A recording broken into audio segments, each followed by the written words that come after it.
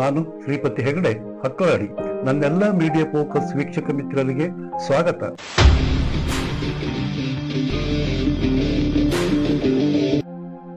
ಈತ ದೆಹಲಿಯ ಮಾಜಿ ಉಪಮುಖ್ಯಮಂತ್ರಿ ಮನೀಶ್ ಸಿಸೋಡಿಯಾ ಜೊತೆ ಕಾಣಿಸ್ಕೊಳ್ತಿದ್ದ. Aam Aadmi social media leader.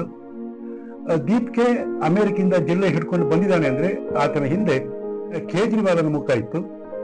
ಇವನಿಗೆ ಚಡ್ಡ ಪಕ್ಷಕ್ಕೆ ಗುಡ್ ಬೈ ಹೇಳಿದ ಉರಿ ಇತ್ತು.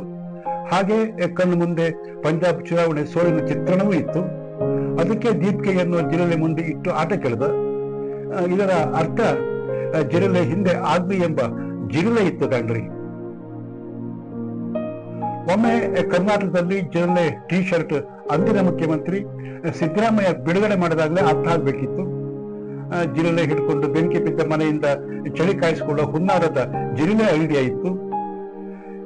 ಇನ್ನು ನಮ್ಮ home junior Kharge RSS registration ಆಗಿದೆಯಾ, ದಾಖಲೆ ಕೊಡಿ, ಕಾನೂನು ಗೀನೂನು ಅಂತ ದಿನ ಕೂಗ್ತಾ ಇದ್ರೆ, CJP ರಿಜಿಸ್ಟರ್ ಆಗಿದೆಯಾ, ಅದಕ್ಕೆ ಪಕ್ಷದ ಸ್ಥಾನಮಾನ ಸಿಕ್ಕಿದೆಯಾ, ದಾಖಲೆ ಕೊಡಿ ಅಂತ ಯಾವತ್ತಾದ್ರೂ ಕೇಳಿದ ದಾಖಲೆ ಇದೆಯೇನ್ರಿ? ಎಲ್ಲೋ ಅಮೆರಿಕದಲ್ಲಿ ಕೂತವರು ಅಕ್ರಮ ಬಸರಿಗೆ ಜಿರಲೆ ಹುಟ್ಟುತ್ತೆ, ಅದಕ್ಕೆ ಅದು ಭಾರತಕ್ಕೂ ಬರುತ್ತೆ. ಹುಟ್ಟಿ 3 ತಿಂಗಳಾಗ್ಲಿಲ್ಲ ರೀ, ಜರಾಸಂಧನ ಹಾಗೆ ಜಿಗಿದ್ಕೊಳ್ತಾ ಇದೆ ಅಂದ್ರೆ ಆವಾಗಲೇ ಅರ್ಥ ಆಗಬೇಕಿತ್ತು ದೀಪಿಗೆ ಹಿಂದೆ ಮತ್ತೇನೋ ಇದೆ. ನೀಟ್ ಹೆಸರಿನಲ್ಲಿ ನಡೀತಿರೋ ಪ್ರತಿಭಟನೆ ಹಿಂದೆ ಕಾಣದ ಕೈ ಅಲ್ಲ, ಕಾಣುವ ಕೈ ಇದೆ. ಹಾಗಾದ್ರೆ ದೇಶದಲ್ಲಿ ವಿದ್ಯಾರ್ಥಿ ಪ್ರತಿಭಟನೆ ನಡೆದಿದ್ದು ಇದೇ ಮೊದಲ? ವಿದ್ಯಾರ್ಥಿ ಚಳವಳಿ ಸರ್ಕಾರವನ್ನೇ ಬದಲಾಯಿಸಿದ್ದು ಇತಿಹಾಸ. ಅಂದು ಅವರು ಕಲ್ಲು ತೋರಲಿಲ್ಲ, ಬ್ಯಾರಿಕೇಡ್ ಹಾರಲಿಲ್ಲ, ಸರ್ಕಾರಿ ಸ್ವತ್ತಿಗೆ ಹಾನಿ ಮಾಡಲಿಲ್ಲ, ದೇಶ ತಲೆ ತಗ್ಗಿಸುವಂತ ಯಾವ ಕೆಲಸನೂ ಇವರ ಪ್ರತಿಭಟನೆಯಲ್ಲಿ ಕಾಣಿಸಲಿಲ್ಲ. ಆದರೆ ವಿದ್ಯಾರ್ಥಿ ಚಳವಳಿ ಇಂದು ಎತ್ತ ಸಾಗ್ತಾ ಇದೆ. ವಿದ್ಯಾರ್ಥಿ ಚಳವಳಿ ಭಾರತದ ಇತಿಹಾಸದಲ್ಲಿ ಹೊಸ ಪದವೇನಲ್ಲ ರೀ, ಅದಕ್ಕೊಂದು ಇತಿಹಾಸನೇ ಇದೆ. 1974ರಲ್ಲಿ ಜಯಪ್ರಕಾಶ್ ನಾರಾಯಣ್ ಕಡೆಗೆ ಸಾವಿರಾರು ವಿದ್ಯಾರ್ಥಿಗಳ ಬೀದಿಗಿಳಿದ್ರು. ಅವರ ಹೋರಾಟ ಏನಾದ್ರೂ ಭ್ರಷ್ಟಾಚಾರ, ಬೆಲೆ ಏರಿಕೆ, ನಿರುದ್ಯೋಗ ಮತ್ತು ಆಡಳಿತದ ವೈಫಲ್ಯದ ವಿರುದ್ಧ ಆಗಿತ್ತು ಅಷ್ಟೇ. ಯಾರನ್ನು ರಾಜೀನಾಮೆ ಕೊಡಬೇಕು ಅಂತ ಕೇಳಲಿಲ್ಲ, ಅವರೇನು ಪಟ್ಟಿ ಹೊಡಲಿಲ್ಲ, ಸರ್ಕಾರಕ್ಕೆ ಇಂತಿಷ್ಟು ದಿವಸದಲ್ಲಿ ನೀವು ಹೀಗೆ ಮಾಡ್ಬೇಕು ಅಂತಕ್ಕಂಥ ಕಂಡೀಷನ್ ಹಾಕಿರ್ಲಿಲ್ಲ. ಇಂದಿನ ಪ್ರತಿಭಟನೆ ಭಾರತ ಮಾತೆ ಆದ್ರೆ ತಂದೆ ಯಾರು? ಅಲ್ಲ ಒಬ್ಬನೇ ದೇವರು, ಸೀತಾ ರಾಮ ಯಾರನ್ನೆಲ್ಲ ಹೇಳ್ತಿರ್ತಾರಲ್ಲಿ. ಅವರ ಹೋರಾಟ ಭಾರತ ವಿರುದ್ಧ ಆಗಿರದೆ ವ್ಯವಸ್ಥೆ ವಿರುದ್ಧ ಆಗಿತ್ತು ಹಿಂದಿನ ವಿದ್ಯಾರ್ಥಿಗಳ ಹೋರಾಟ. ಅದೇ ವಿದ್ಯಾರ್ಥಿ ಚಳವಳಿ ದೇಶದ ರಾಜಕೀಯ ಚಿತ್ರವನ್ನು ಬದಲಿಸಿತ್ತು ಕಾಣ್ರಿ. 1977ರಲ್ಲಿ ಮೊದಲ ಬಾರಿಗೆ ಕೇಂದ್ರದಲ್ಲಿ ಕಾಂಗ್ರೆಸ್ಸೇತರ ಸರ್ಕಾರ ಅಧಿಕಾರಕ್ಕೆ ಬರುವ ವಾತಾವರಣ ನಿರ್ಮಾಣ ಆಯಿತು. ಈಗ ಮತ್ತೆ ವಿದ್ಯಾರ್ಥಿಗಳ ಪ್ರತಿಭಟನೆ. ಈಗ ಆಡಳಿತದಲ್ಲಿರುವ ಸರ್ಕಾರ ಬೀಳೋ ಪರಿಸ್ಥಿತಿಯಲ್ಲೂ ಇಲ್ಲ, ಜನ ಅದನ್ನ ಬದಲಾಯಿಸಬೇಕು ಅಂತಕ್ಕಂಥ ದರ್ಜೆಯಲ್ಲೂ ಇಲ್ಲ. ಆಗಿನ ಚಳವಳಿ ಮತ್ತು ಇಂದಿನ ಚಳವಳಿ ಒಂದೇನಾ? ಹಾಗಾದ್ರೆ ವಿಭಿನ್ನವಾಗಿ ಕಾಣಿಸೋದಿಲ್ಲೇನ್ರಿ? ಅಲ್ಲಿ ಗುರಿ ಇತ್ತು, ನಿರ್ದಿಷ್ಟ ಗುರಿ ಇತ್ತು, ಆದ್ರೆ ಇಲ್ಲಿ ಏನೇನು ಒಂದು ಗುರಿನೂ ಇಲ್ಲ, ಯದ್ವಾ ಕದ್ವಾ. ಆದರೆ ಹೋರಾಟದ ವಿಧಾನ ಒಂದೇನಾ? ಅಥವಾ ಕಾಲ ಬದಲಾಗಿದೆ, ತಂತ್ರಜ್ಞಾನ ಬದಲಾಗಿದೆ, ರಾಜಕೀಯದ ಆಟವು ಬದಲಾಗ್ತಾ ಇದೆಯಾ? ಹಾಗಾದ್ರೆ ಇನ್ನೊಂದು ವಿಷಯ ನಾನು ನಿಮ್ಗೆ ಹೇಳಲೇಬೇಕು. ನಾನಂತೂ CJP ರಾಜಕೀಯ ಪಕ್ಷ ಅನ್ನಲ್ಲ. ಯಾಕೆ ಗೊತ್ತಾ? ಆ ಪಕ್ಷ ಆಗ್ಬೇಕಾದ್ರೆ ಚುನಾವಣಾ ಆಯೋಗದಲ್ಲಿ ನೋಂದಣಿ ಮಾಡ್ಕೋಬೇಕು, ಮಾನ್ಯತೆ ಪಡೆದರೆ ಅದು ಪಕ್ಷ. CJP ನೋಂದಣಿ ಆಗಿದೆಯಾ? ಕಾಕ್ರೋಚ್ ಜನತಾ ಪಾರ್ಟಿ ಅದು ಹೇಗೆ ಆಗುತ್ತೆ ರೀ? ಚುನಾವಣಾ ಆಯೋಗದಲ್ಲಿ ನೋಂದಾವಣೆ ಆಗದೆ ಅದು ಪಕ್ಷ ಅಂತ ಘೋಷಣೆ ಮಾಡದೆ ಅದು ಹೇಗೆ ಪಕ್ಷ ಆಗ್ತದೆ? ನನ್ನ ಅನಿಸಿಕೆ, CJP ಒಂದು ಸಂಘಟನೆ ಅಲ್ಲ, ಗುಂಪು ಅಥವಾ ವೇದಿಕೆ ಅರ್ಥದಲ್ಲಿ ಮಾತ್ರ ಉಲ್ಲೇಖಿಸಬಹುದೇನು? ಹಾಗಾದರೆ 1974 ವಿದ್ಯಾರ್ಥಿ ಚಳವಳಿ ಮತ್ತು ಇಂದಿನ ಪ್ರತಿಭಟನೆ ನಡುವಿನ ವ್ಯತ್ಯಾಸ ಏನು? AI ಯುಗದಲ್ಲಿ ಪ್ರತಿಭಟನೆ ಸ್ವರೂಪ ಹೇಗೆ ಬದಲಾಗ್ತಾ ಇದೆ? ಏನದರ ಕತೆ ನೋಡ್ಕೊಂಡು ಬರೋಣ ಬನ್ನಿ. ರಸ್ತೆ ಮೇಲೂ ಜಂತರ್ ಮಂತರ್ನಲ್ಲೂ ಪ್ರತಿಭಟನೆ ನಡೀತಿದೆ. ಕೈಯಲ್ಲಿ ಮೊಬೈಲು, ಇನ್ಸ್ಟಾಗ್ರಾಮ್ ಲೈನ್ ರೀಲ್ಸ್, ಘೋಷಣೆ, ಪ್ರತಿಭಟನೆ, ಕಲ್ಲು ತೂರಾಟ, ಪೊಲೀಸ್ ಮೇಲೆ ಹಲ್ಲೆ, ಪ್ರತಿಭಟನೆ ನಡೆಸೋರ ಮೇಲೆ ಪೊಲೀಸ್ ಹಲ್ಲೆ ಸಾಮಾನ್ಯ ಸಂಗತಿ. ನಾವು ಶಾಂತಿಯುತ ಪ್ರತಿಭಟನೆ ಮಾಡ್ತಾ ಇದ್ವಿ, ಪೊಲೀಸರು ನಮ್ಮ ಮೇಲೆ ವಿನಾಕಾರಣ ಹಲ್ಲೆ ಮಾಡಿದ್ರು ಅಂತ ಪ್ರತಿಭಟನಾ ನಿರತರ ಆರೋಪಿಸಿದ್ರೆ ಪೊಲೀಸರ ಮೇಲೆ ಹಲ್ಲೆ ಮಾಡಿದ್ರೆ ಅವ್ರು ಏನು ಕೈಕಟ್ಟಿ ಕೂರುವಷ್ಟು ಹೇಳಿಗಾಗಿದಾರ? ಸಂಜೆ ಆಗ್ತಿದ್ದಂತೆ ಹೋರಾಟಗಾರರೆಲ್ಲ ನಮ್ದು ಹೋರಾಟ ಕೂಲ್ ಕೂಲ್ ಅಂತ ಹೇಳ್ಕೊಂಡಿದ್ರೆ ಪೊಲೀಸರ ಮುಖದಲ್ಲಿ ಒಂದು ಸಣ್ಣದೊಂದು ನಗು ಬದಲಿ ಮಾಯ ಆಗುತ್ತೆ. ಯಾಕೆ ಅಂದ್ರೆ ಇದು AI ಜಮಾನ ಕಂಡ್ರಿ. ಹೋರಾಟಗಾರ ಶಾಂತಿ ಮಂತ್ರಕ್ಕೆ ಸಂಜೆ ಆಗ್ತಿದ್ದಂತೆ ಸರ್ಕಾರನು ಹೌದು ರೀ, ಏನ್ ವಿದ್ಯಾರ್ಥಿಗಳ ಹೋರಾಟ ಅಂದ್ರೆ ಸಿಕ್ಕಾಪಟ್ಟೆ ಶಾಂತಿಯುತವಾಗಿತ್ತು ಅಂತ. ಹಾಗೆ ನಾವು ಯಾವುದೇ ಪ್ರಕರಣವನ್ನು ದಾಖಲಿಸುವುದಿಲ್ಲ ಸರ್ಕಾರ ಕೂಡ ಹೇಳ್ತದೆ ಅಷ್ಟೇ. ಎಲ್ಲರೂ ಮನೆಗೆ ಹೋಗ್ತಾರೆ ನಿರ್ಮಲವಾಗಿ. ಹಾಗಾದ್ರೆ ಅಲ್ಲಿ ನಿಜಕ್ಕೂ ಎಲ್ಲವೂ ಮುಗಿದು ಹೋಯ್ತಾ? ಎಲ್ಲ ಅದೇ ದಿನ ನಮ್ಮ ಡಿಜಿಟಲ್ ಗುರುತು ಸರ್ಕಾರಿ ವ್ಯವಸ್ಥೆಯಲ್ಲಿ ಶಾಶ್ವತವಾಗಿ ದಾಖಲಾಯ್ತಾ? ಇಲ್ಲಿ ನಾನೊಂದು ಸಂಗತಿ ನಿಮಗೆ ಹೇಳ್ಬಿಡ್ಬೇಕು. ದೆಹಲಿಯಲ್ಲಿ ನಡೀತಿರುವ ಪ್ರತಿಭಟನೆಗೆ ದೆಹಲಿಯ ಇಬ್ಬರು ಯುವತಿಯರು ಹೆಣ್ಣು ಮಕ್ಕಳು ಜಂತರ್ ಮಂತರ್ನಲ್ಲಿ ಪ್ರತಿಭಟನೆಯಲ್ಲಿ ಪಾಲ್ಗೊಂಡಿದ್ರು. ಬೆಳಗಿಂದ ಸಂಜೆವರೆಗಿದ್ರು. ಅವರು ಸಹಿತ ಘೋಷಣೆಗಳನ್ನೆಲ್ಲ ಕೂಗಿದ್ರು. ಸಂಜೆ ಆದ ನಂತರ ಹೆಣ್ಮಕ್ಳು ಸೀದಾ ಮನೆಗೆ ಮರಳಿದ್ರು. ಆ ಪ್ರತಿಭಟನೆ ಮಾಡ್ಬೇಕಿದ್ರೆ ಪೊಲೀಸರು ಹೋಗಿ ನೀವು ನಿಮ್ಮದು ಯಾವ ಜಾತಿ, ಎಲ್ಲಿಂದ ಬಂದಿರಿ, ನಿಮ್ದು ಗಲ್ಲಿ ಯಾವುದು, ನಿಮ್ಮ ಅಪ್ಪ ಅಮ್ಮ ಯಾವುದು, ಮತ್ತೆ ನಿಮ್ದು ವೋಟರ್ ID ಇದೆಯಾ, ಆಧಾರ್ ಕಾರ್ಡ್ ಇದೆಯಾ, ಯಾವುದನ್ನು ಕೇಳಲಿಲ್ಲ. ಆದ್ರೂ ಸಹಿತ ಪೊಲೀಸರು ಅಲ್ಲಿ ಪ್ರತಿಭಟನೆ ನಡೆಸಿರುವ ಯುವತಿಯರ ಸಂಪೂರ್ಣ ಮಾಹಿತಿ ಅವರಿಗಿತ್ತು. ಹಾಗಾಗಿ ಇವರು ಮನೆಗೆ ಹೋದ ನಂತರ ಪೊಲೀಸರು ಇವ್ರ ಮನೆಗೆ ಎಂಟ್ರಿ ಕೊಡ್ತಾರೆ. ಪೊಲೀಸರ ಎಂಟ್ರಿ ಕೊಟ್ಟಾಗಲೇ ಈ ಯುವತಿಗೆ ಭಯ ಶುರುವಾಗಿತ್ತು. ಯಾಕೆ ನಮ್ಮಲ್ಲಿ ಒಂದು ಪೊಲೀಸ್ ಖಾತೆ ತಕೊಂಡ್ರೆ ಒಂದು ರೀತಿಯ ಭಯ ಇರ್ತದೆ. ಹಾಗೆ ಯುವತಿಗೆ ಭಯ ಆಗ್ತದೆ. ಆದ್ರೆ ಪೊಲೀಸರು ಅವರಿಗೆ ಆಕೆ ಮಾಡಿ ಸಮಾಧಾನ ಮಾಡ್ತಾರೆ. ಇಲ್ಲ, ನಾವು ಸ್ವಲ್ಪ ಎನ್ಕ್ವೈರಿ ಮಾಡ್ಬೇಕಿತ್ತು, ಹಾಗಾಗಿ ಬಂದಿದ್ವಿ, ನೀವೇನು ಭಯ ಪಡುವಂತಹ ಅವಶ್ಯಕತೆ ಇಲ್ಲ ಅಂತ. ಹಾಗೆ ಕೇಳ್ತಾರೆ, ನಿನ್ನೆ ನೀವು ಜಂತರ್ ಮಂತರ್ನಲ್ಲಿ ನಡೆದ ಪ್ರತಿಭಟನೆಯಲ್ಲಿ ಪಾಲ್ಗೊಂಡಿದ್ದೆ ಅಂತ. ಯುವತಿ ಸಹಜವಾಗಿ ಹೌದು, ನಾನು ಪಾಲ್ಗೊಂಡಿದ್ದೆ ಅಂತ ಹೇಳ್ತಾರೆ.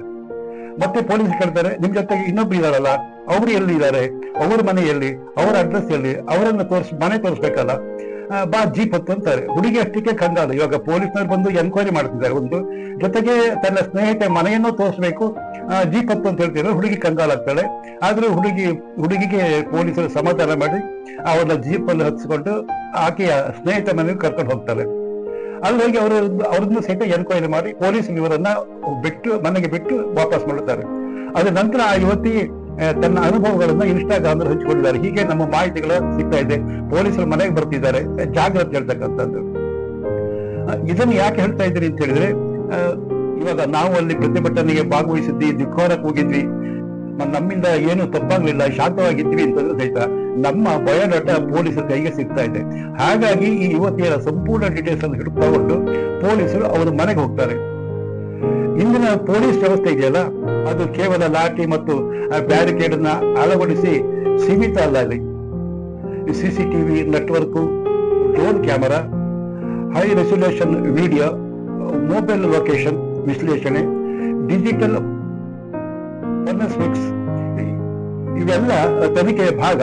ಅಂದರೆ ಘಟನೆ ನಡೆದ ದಿನವೇ ಬಂಧನ ಆಗದೆ ಇದ್ರು ನಂತರ ವಿಡಿಯೋ ಮತ್ತು ಇತರ ಸಾಕ್ಷಿ ಪರಿಶೀಲಿಸಿ ತನಿಖೆ ಮುಂದುವರಿಯುವ ಸಾಧ್ಯತೆ ಇದೆ. ನೀವೆಲ್ಲಾದ್ರೂ ತಪ್ಪು ಮಾಡಿದ್ರೆ, ದೇಶ ವಿರೋಧಿ ಚಟುವಟಿಕೆಗಳ ಕೈ ಜೋಡಿಸಿದ್ರೆ, ದೇಶ ವಿರೋಧಿ ಕೂಗುಗಳನ್ನು ಕೂಗಿದ್ರೆ ಖಂಡಿತ ಪೊಲೀಸರು ನಾಳೆ ನಿಮ್ಮ ಮನೆಗೂ ಬರ್ತಾರೆ.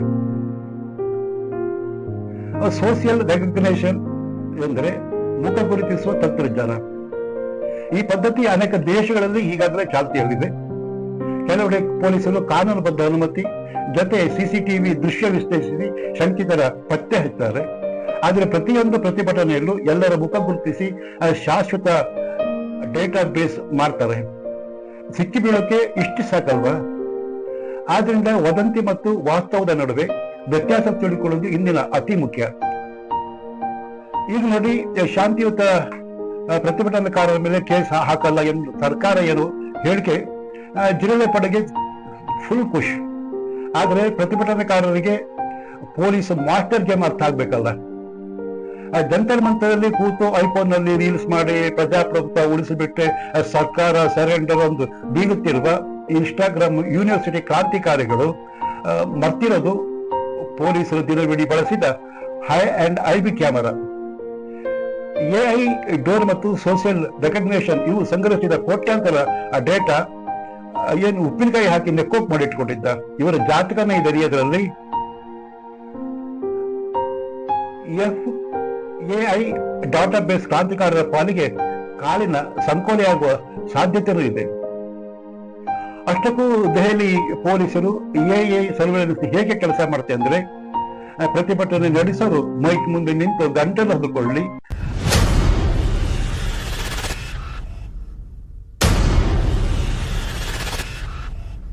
ಪೊಲೀಸರು ಸುಮ್ಮನೆ ಲಾಠಿ ಹಿಡಿದು ನಿಂತಿದ್ದರೆ ಅವರ ಎದುರಿಗೆ ನಿಂತಿರುತ್ತೆ ಮಾಯಾಪೆಟ್ಟಿಗೆ.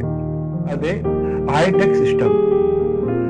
ಅದರ ಕೆಲಸ ಶ್ರೀಮಂತರ ಕಾಳಿಯಂತೆ ಮಾಯಾಪೆಟ್ಟಿಗೆ ಒಳಗೆ ನಿಮ್ಮ ಹಿಸ್ಟ್ರಿ ದಾಖಲಾಗ್ತಾ ಇರುತ್ತೆ. ಅಂದ್ರೆ 3D 360 ಡಿಗ್ರಿ ಫೇಸಿಯಲ್ ರೆಕಗ್ನೇಷನ್ ಮಾಡ್ತಿರುತ್ತೆ. ಏನ್ರಿ ನಾನು ಮಾಸ್ಕ್ ಹಾಕೊಂಡಿದ್ದೀನಿ, ನನ್ನನ್ನು ಹೇಗೆ ಗುರುತಿಸುತ್ತೆ ಅಂತೀರಾ?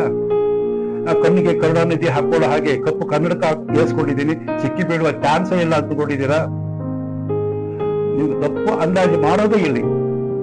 ಕ್ಯಾಮೆರಾ ಇದೆಯಲ್ಲ, ಅದು ನಿಮ್ಮ ಕಣ್ಣಿನ ಅಂತರ, ಮೂಗಿನ ವಿನ್ಯಾಸ ಮತ್ತು ಮುಖದ ಲಕ್ಷಣ ಎಲ್ಲ ಆಳದ ಸುರಿದು ದಾಖಲು ಮಾಡಿಬಿಟ್ಟಿರುತ್ತೆ ಕಣ್ರಿ. ವ್ಯಕ್ತಿಗೆ ಮುಖವೇ ಚಂದ ಕಾಡ್ಬೇಕು ಅಂತ ಎಂತೆಲ್ಲ ಸರ್ಕಸ್ ಮಾಡ್ತಾನೆ ಅಲ್ವಾ, ಎಷ್ಟು ಪ್ರೀತಿ ಮಾಡ್ತಾನೆ. ಆದ್ರೆ ಅದೇ ಮುಖ ಕೇಸ್ ಫೈಲ್ ಮಾಡೋಕೆ ಎವಿಡೆನ್ಸ್ ಕೊಟ್ಟು ಬಿಡುತ್ತೆ ಕಣ್ರಿ. ನಿಮ್ಮ ಮುಖವೇ ನಿಮಗೆ ಶತ್ರು. ಮೊಬೈಲ್ ಫೋನ್ ಹಲವು ಡಿಜಿಟಲ್ ಸುಳಿವು ಕೊಟ್ಟು ಬಿಡುತ್ತೆ. ಕಾನೂನು ಪ್ರಕ್ರಿಯೆ ಮೂಲಕ ಅಗತ್ಯವಿದ್ದರೆ ತನಿಖಾ ಸಂಸ್ಥೆಗಳು ಕಾಲ್ ಡೀಟೇಲ್ ದಾಖಲೆ, ಸೆಲ್ ಟವರ್ ಮಾಹಿತಿ ಮತ್ತು ಇತರ ಡಿಜಿಟಲ್ ಸಾಕ್ಷಿ ಪಡಿಬಹುದು. ಆದರೆ ವಾಟ್ಸಪ್ ಸಂದೇಶ ಓದಬಹುದು ಅಂತ ಪೊಲೀಸರು ಹೇಳ್ತಾರೆ. ವಾಟ್ಸಪ್ ಸಂದೇಶ ಎಂಡ್ ಟು ಎಂಡ್ ಇನ್ಸೆಪ್ಷನ್ ಹೊಂದಿದೆ ಅಂತಾರೆ. ಅದೇನೋ ಗೊತ್ತಿಲ್ಲ ಕಣ್ರಿ. ಇನ್ನು ಪ್ರತಿಭಟನೆಯಲ್ಲಿ ಯಾವುದೇ ಪ್ರಕರಣ ದಾಖಲಾಗಿಲ್ಲ ಅಂತ ನಿರ್ಮಲ ಅಂದ್ರೆ ಅದು ಕ್ಷಣಿಕ ಸುಖ ಅಷ್ಟೇ. ಅದರ ನಂತರ ಹೊಸ ಸಾಕ್ಷ್ಯಾಧಾರ ದೊರೆತರೆ ಕಾನೂನು ಪ್ರಕಾರ ತನಿಖೆ ಅಂತೂ ಮುಂದೆ ನಡೆಯುತ್ತೆ. ಇದು ಪ್ರತಿಭಟನೆಗೆ ಮಾತ್ರ ಸೀಮಿತ ಆಗಿದೆ ಅಂದ್ಕೊಂಡಿದ್ರ? ಅದು ಖಂಡಿತ ಅಲ್ಲ, ಯಾವುದೇ ಸಾರ್ವಜನಿಕ ಘಟನೆಗೂ ಅನ್ವಯಿಸುತ್ತೆ. ಪ್ರಜಾಪ್ರಭುತ್ವದಲ್ಲಿ ಶಾಂತಿಯುತ ಪ್ರತಿಭಟನೆ ಸಂವಿಧಾನಾತ್ಮಕ ಹಕ್ಕು. ಆದರೆ ಹಿಂಸಾಚಾರ, ಸಾರ್ವಜನಿಕ ಆಸ್ತಿಗೆ ಹಾನಿ ಅಥವಾ ಕಾನೂನು ಉಲ್ಲಂಘನೆ ಇದೆಯಲ್ಲ, ಅದು ಪರಿಣಾಮ ಬೀರೋದೇ ಬೇರೆ. ನೀವು ಲೈಕ್ ಕಾಮೆಂಟ್ಗಾಗಿ ಒಂದು ರೀಲ್ ಮಾಡಿ ನೀವು ಹಾಕಿದ್ರೆ ಅದು ಏನೆಲ್ಲ ಮಾಡ್ಬೋದು ಅಂತ ಹೇಳೋದು ಅದರ ತನಿಖೆ ನಂತರನೇ ಗೊತ್ತಾಗೋದು. ಆದರೆ ಡಿಜಿಟಲ್ ಜಗತ್ತಲ್ಲಿ ಹಂಚಿದ ಪ್ರತಿಯೊಂದು ವಿಡಿಯೋ, ಫೋಟೋ, ಪೋಸ್ಟ್ ಮುಂದಿನ ದಿನಗಳಲ್ಲಿ ಸಾಕ್ಷಿಯಾಗುವ ಸಾಧ್ಯತೆ ಹೆಚ್ಚು. ಜಂತರ್ ಮಂತರ್ ವ್ಯಾಪ್ತಿಯಲ್ಲಿ ಆಕ್ಟಿವ್ ಮೊಬೈಲ್ ನಂಬರ್, ಅದರ IMEI ಸಂಖ್ಯೆ, ಫೋನಿಗೆ ಹರಿದು ಬಂದ ವಾಟ್ಸ್ಆಪ್ ಮೆಸೇಜು, ಕರೆ, ನೆಟ್ವರ್ಕ್ ಮ್ಯಾಪಿಂಗ್ ಈಗ CRPF ಮತ್ತು ಇಂಟೆಲಿಜೆನ್ಸ್ ಬ್ಯೂರೋ ಸರ್ವರ್ ಅಲ್ಲಿ ಆರಾಮಾಗಿ ಕೂತಿದೆ ಕಣ್ರಿ. ಅದೇ ವಿಲನ್ ಆದರೂ ಅಚ್ಚರಿ ಏನಿಲ್ಲ. ಅಲ್ಲಿ ಹಂಚಿದ T shirt, water bottle, banner, online ನಲ್ಲಿ ಹರಿದು ಬಂದ UPI ಫಂಡು, ಅಸಲಿ ಮೂಲ ಎಲ್ಲಿದೆ ಅನ್ನೋದು ಮನಿ ಟ್ರೇಲ್ ಈಗ ತನಿಖೆ ಸಂಸ್ಥೆ ಕಣ್ಣು ಮುಂದಿದೆ. ಪ್ರತಿಭಟನೆಯಲ್ಲಿ ಪಾಲ್ಗೊಂಡ್ವಿ, ಏನೂ ಆಗಿಲ್ಲ, ಕೇಸು ಬಿದ್ದಿಲ್ಲ ಅಂತ ಸುಮ್ಮನಾದ್ರೆ ನಾಳೆ ಪೊಲೀಸರು ನಿಮ್ಮ ಮನೆ ಕದ ತಟ್ಟಬಹುದು. ಹುಷಾರ್. ಉದ್ಯೋಗಕ್ಕೂ ಓದಿಗೂ ವಿದೇಶಕ್ಕೆ ಹೋಗಲು ಪಾಸ್ಪೋರ್ಟ್ ವೆರಿಫಿಕೇಶನ್ಗೆ ಅರ್ಜಿ ಹಾಕಿದಾಗ ಲೋಕಲ್ ಪೊಲೀಸ್ ಸ್ಟೇಷನ್ ಅಲ್ಲಿ AI ಡಿಜಿಟಲ್ ರೆಕಾರ್ಡ್ ಫ್ಲಾಶ್ ಆಗತ್ತೆ ಕಣ್ರಿ. ವೆರಿಫಿಕೇಶನ್ಗೆ ಬಂದವ ರಾಷ್ಟ್ರೀಯ ಭದ್ರತೆಗೆ ಧಕ್ಕೆ ತಂದ ಘಟನೆಯಲ್ಲಿ ಸಕ್ರಿಯನಾಗಿದ್ರೆ ರೆಡ್ ಫ್ಲಾಗ್ ಬೀಳುತ್ತೆ. ದೊಡ್ಡ IT ಅಥವಾ ಕಾರ್ಪೊರೇಟ್ ಕಂಪನಿಗಳ ಥರ್ಡ್ ಪಾರ್ಟಿ ಏಜೆನ್ಸಿಗಳ ಮೂಲಕ ಸೋಷಿಯಲ್ ಮತ್ತು ಡಿಜಿಟಲ್ ಫುಟ್ಪ್ರಿಂಟ್ ಚೆಕ್ ಮಾಡಿಸುತ್ತೆ. ಯಾವುದೇ ಆಫರ್ ಲೆಟರ್ ನಿಮ್ಮ ಕೈಗೆ ಸಿಗೋದಿಲ್ಲ. ಪೊಲೀಸರು ಶಾಂತವಾಗಿ ನಿಂತಿದ್ದರೆ ಅದು ಅವರ ದೌರ್ಬಲ್ಯ ಅಲ್ಲ, ಅವರು ಇಡೀ ಜಾತಕ ಸರ್ವರ್ಗೆ ಅಪ್ಲೋಡ್ ಮಾಡಿರುವ ಸೈಲೆಂಟ್ ಪ್ರಕ್ರಿಯೆ. ಐಫೋನ್ ಹಿಡಿದು ರಸ್ತೆಯಲ್ಲಿ ರೆಗ್ಯುಲೇಷನ್ ಮಾಡೋದು ಸುಲಭ, ಆದರೆ ನೀವು ಬಿಸಾಡಿದ ಪ್ರತಿಯೊಂದು ಕಲ್ಲು, ಆಡಿದ ಪ್ರತಿಯೊಂದು ಮಾತು 4K HD ಕ್ಲಾರಿಟಿಯಲ್ಲಿ AI ಸರ್ವರ್ನಲ್ಲಿ ಸೇವ್ ಆಗಿ ಕೂತ್ಪಟ್ಟಿರುತ್ತೆ. ತಂತ್ರಜ್ಞಾನ ಬಳಸಿಕೊಂಡು ಜನರ ಧ್ವನಿ ಎತ್ತುತ್ತಿದ್ದಾರ ಅಥವಾ ತಂತ್ರಜ್ಞಾನ ಬಳಸಿ ರಾಜ್ಯವು ತನಿಖೆ ಇನ್ನಷ್ಟು ಪರಿಣಾಮಕಾರಿಯಾಗಿ ನಡೆಸ್ತಿದೆಯಾ? ನಿಮ್ಮ ಅಭಿಪ್ರಾಯ ಕಾಮೆಂಟ್ ಮಾಡಿ. ವಿಡಿಯೋ ಇಷ್ಟವಾದರೆ ಮೀಡಿಯಾ ಫೋಕಸ್ ಚಾನೆಲ್ ಸಬ್ಸ್ಕ್ರೈಬ್ ಮಾಡಿ, ಲೈಕ್ ಹಾಗೂ ಶೇರ್ ಮಾಡೋದು ಮರಿಬೇಡಿ. ಮತ್ತೊಂದು ಹೊಸ ವಿಷಯದೊಟ್ಟಿಗೆ ನಿಮ್ಮ ಮುಂದೆ ಬರ್ತೇನೆ. ಅಲ್ಲಿಯ ತನಕ ನಮಸ್ಕಾರ. ಜೈ ಕರ್ನಾಟಕ, ಜೈ ಹಿಂದ್.